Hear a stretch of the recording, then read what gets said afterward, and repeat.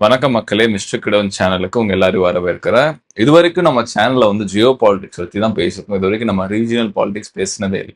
At least நம்ம country related stubs அதை பார்த்துருப்போம். பட் இந்த தடவை நம்ம வந்து தமிழ்நாடுக்குள்ள இருக்க அரசியல் தன்மையை பத்தி பார்க்கலாம். அதுல முக்கியமான ஈவெண்ட்ஸ் இந்த பாஸ்ட் வீக்லயோ இந்த பாஸ்ட் மந்த்ல ரீசெண்டா நடந்தது பார்த்தீங்கன்னா, தாவைக்கா அவங்களோட மாநாடு மதுரையில் நடந்தது. அதாவது 2வது மாநாடு. ஸோ இது வந்து விக்கிரவாண்டிக்கு அடுத்தபடியா கடந்த வருஷம் அக்டோபர் மாதம் நினைக்கிறேன். அப்போ நடந்தது மாநாடு. இப்போ வந்து 2வதா. ஸோ அப்போ இருந்த தவறுகள்லாம் அவங்க வந்து மீட்டு இந்த மாநாடை வந்து நல்லபடியா நடத்தணும். முக்கியமான ஒரு பிரச்சனை முந்தி இருந்த காரணம் வந்து பார்த்தீங்கன்னா, வெயிலோட தாக்கமும், அதே மாதிரி தண்ணி பற்றாக்குறை, அதே மாதிரி அவங்க ஏன்னா நினைச்ச நபர்கள் எண்ணிக்கை ஒண்ணு, ஆனா அவங்க வந்தது வந்து அதை விட அதிகமா வந்திருக்காங்க. ஸோ அதனால நிறைய பேருக்கு அந்த தண்ணி பற்றாக்குறை இருந்தது ஒரு காரணம். அந்த மாதிரி அதே மாதிரி அவசரம் இந்த ஆம்புலன்ஸ்லாம் வந்து பயன்படுத்த முடியல. ஏன்னா அவ்வளவு கூட்டம் இருந்தது. ஸோ அதனால இதை வந்து பெர்ஃபெக்டா மேனேஜ் பண்ணி இந்த தடவை வந்து வாட்டர்லாம் லே பண்ணியிருந்தாங்க. பைப்ஸ்லாம் போட்டு, டேங்க்ஸ்லாம் வச்சிருந்து. ஸோ அப்படி இருந்தும் எக்ஸ்ட்ராவா பார்த்தீங்கன்னா, ஸ்டாக்ல வந்து ஆல்மோஸ்ட் 2, 3 லேக்ஸ் வந்து வாட்டர் பாட்டிலே வச்சிருந்தாங்க. அந்த அளவுக்கு வந்து ரொம்ப ப்ரிப்பேர்டா இருந்திருக்காங்க இந்த தடவை. அதே மாதிரி நினைச்ச மாதிரி இது வந்து நல்லபடியா நடந்திருக்கு.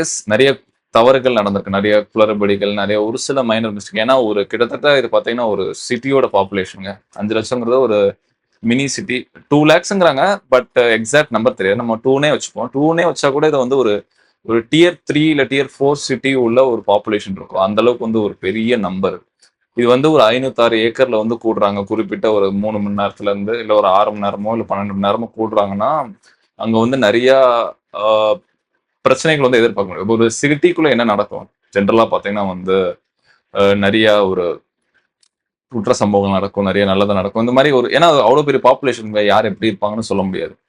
ஸோ அந்த மாரி நடக்கும்போது சில தவறுகள் வரதான் செய்யும். ஸோ அதுல மாரி நடந்திருக்கலாம். ஸோ மத்தபடி இன்டு த நம்ம டாபிக் போனாங்கன்னா, மாநாடுல அவங்க முக்கியமா விஜய் அவர்கள் பேசின அந்த பேச்சு தான் வந்து ரொம்ப இந்த தடவை வந்து ரொம்ப டைரக்டாவே அவரு பேச ஆரம்பிச்சிட்டாரு. முக்கியமா பார்த்தீங்கன்னா, பிஎம் மோடிய வந்து எதிர்த்து அவங்களோட சித்தாந்தங்களை எதிர்த்து பேசினது. அதுக்கப்புறம் பார்த்தீங்கன்னா, முக்கியமா நம்மளோட முதலமைச்சர், தமிழோட முதலமைச்சர், அது மட்டும் இல்லாம திமுகவோட தலைவரான ஸ்டாலின் அவர்களோட சித்தாந்தத்தையும், அவங்களோட இதுவும் எதிர்த்து பேசினது. ஸோ நேரடியா அட்டாக் பண்ணாரு. முக்கியமா சீமான் அவர்கள் சொன்ன மாரியே ஒரு குட்டி ஸ்டோரியோட ஆரம்பிச்சாரு.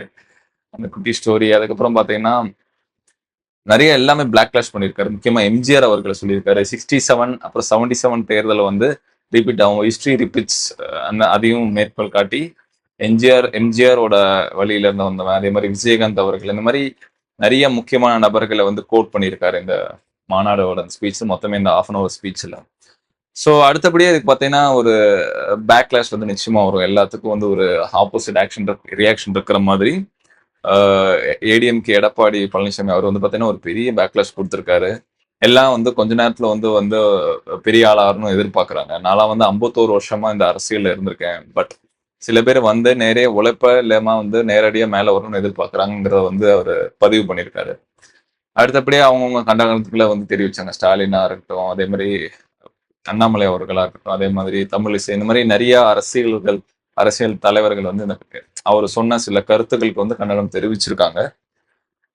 ஸோ இது வந்து எப்படி இருக்குங்கிறத பார்ப்போம். அதே மாதிரி இது ரொம்ப பெரிய மாநாடு. முக்கியமா பார்த்தீங்கன்னா, ஒரு அந்த ரேம்ப் வாக்லலாம் நடந்து வரும்போது பார்த்தீங்கன்னா, நிறைய பேர் இந்த டவல்ஸ் தூக்கி போடுறது. போன தடவை இருந்தது. இந்த தடவை வந்து அது எக்ஸ்ட்ரீமா போய் அவங்க எந்திரிச்சு அவங்க அந்த ஃபென்ஸ தாண்டி வரக்கூடாது. நிறைய இதுல கிரீஸ்லாம் தடவிருந்தாங்க. அத மீறி வந்து கிட்டத்தட்ட பவுன்சர்ஸே பார்த்தீங்கன்னா, ஒரு 50 பேர் இருந்திருப்பாங்க. அந்த மாரி ஒரு கூட்டம். அதுக்கு மேலயும் இருந்திருக்கலாம். ஏன்னா, நெறைய பேர் அந்த ரேம்ப் வாக்க நோக்கி ஏறி வர ஆரம்பிச்சுட்டாங்க.